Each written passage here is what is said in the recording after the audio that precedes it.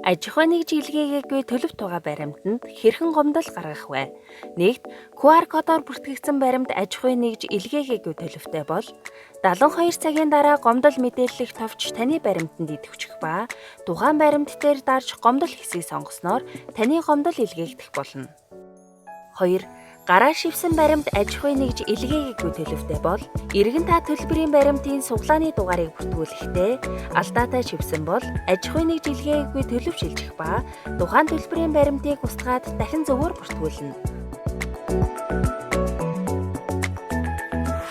Худалдаа үйлчилгээ эрхлэгч аж ахуй нэгж борлуулалтын мэдээллээ 72 цагийн дотор татврын системд илгээх үүрэгтэй ба тухайн байгууллага мэдээллээ илгээсний дараа автоматар таны бүртгүүлсэн төлбөрийн баримт баталгааждаг бөгөөд уг хугацаа ихтэрвэл 1812.88 дугаар цалган гомдол мэдээлэх боломжтой.